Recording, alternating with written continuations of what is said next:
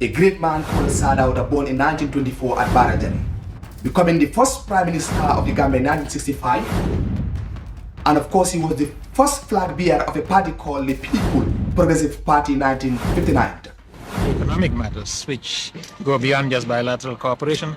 We have just embarked on a 5-year development program beginning last year. The first man who led this country into the attainment of independence from her colonial masters in 1975 or 70, Karaba Jawara.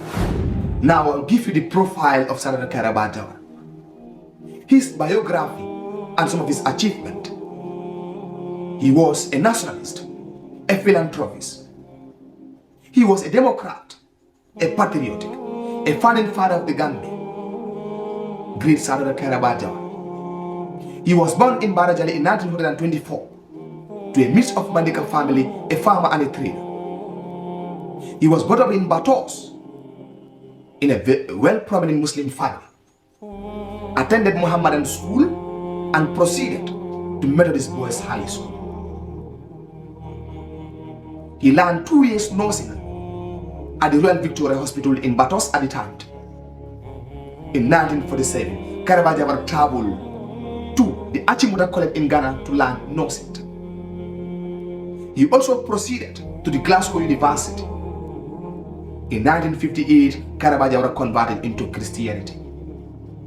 Karaba Jawara married Augustu Mahoney, and in 1959, he was appointed as the flag bearer of the People Progressive Party. In 1965, Karaba Jawara became the Prime Minister. And in 1970, he led his country to the attainment of independence. In 1994, Karaba Jawara was overthrown by a military government here in the Gambia. A great man, a nationalist, a Pan-African, the first president, the first Prime Minister of the Gambia. A man who loved his country, a democrat he was. And that's why the Gambian people allowed him to rule this country for a period of 32 years. During his time as a leader, he promoted multi-party democracy, allowing many political parties to operate during his time, such as the National Convention Party, National Liberation Party. And of course, he promoted stable economy. He was able to stabilize the economy of the Gambian as a country. The price of goods and service were relatively cheap at the time. And of course, in the area of education, he played an important role. He built schools, they were equipped. And Karaba Jawara, of course, promoted. He respected fundamental human rights. The human rights of the people were not violated. He was a champion of democracy, respected Gambian people. Of course, that's why during his time as a president, both the Muslims and the Christians were able to live in this country without no violence. So this is just a brief profile, a biography of this great man called Sadauda. Born in 1924 at a village called Badajan, a humble background. He was born to a farmer, a trader, and a Mandinka car ethnic group. Then brought up in Batos in Banjo. He attended Mohammedan school and later proceeded to Methodist Boys High School.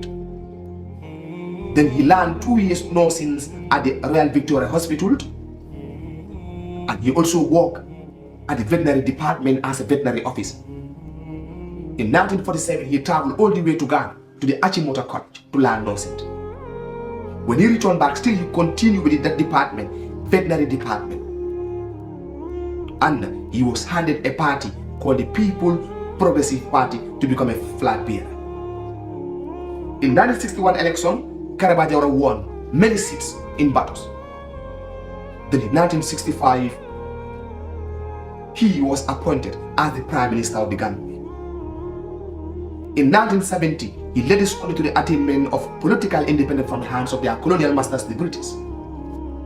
In 1994, this man was overthrown by a military government.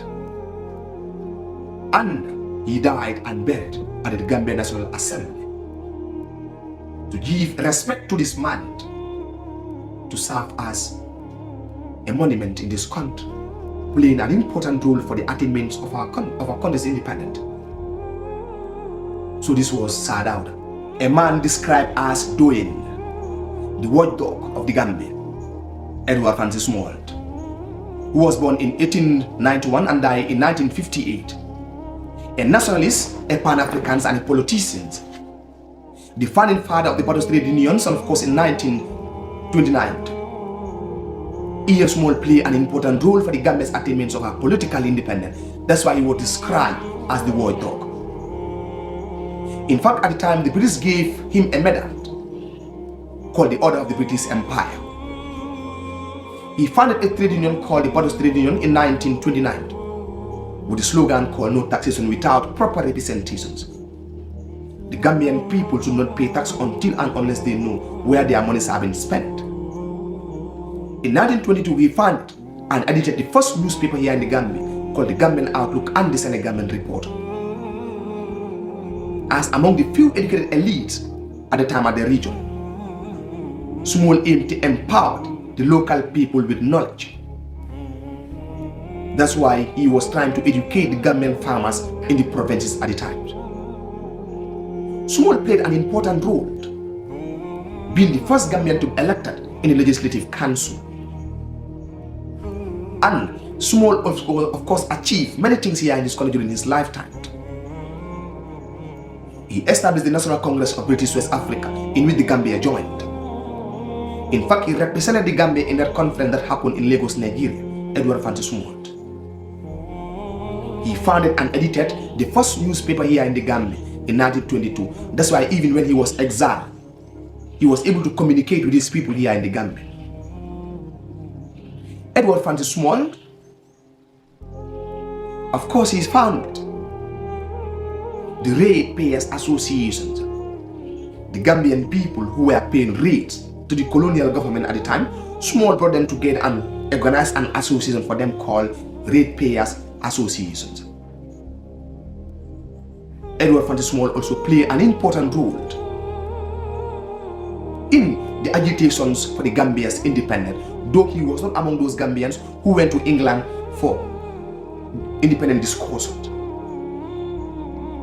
But he was among Gambian nationalists. He inspired many Gambian people to start to agitate for the independence of our country. Born from an Aku family, educated in Batos and Freetown, and of course becoming the first Gambian to work in the colonial government. He was Edward Francis Small of the Gambia.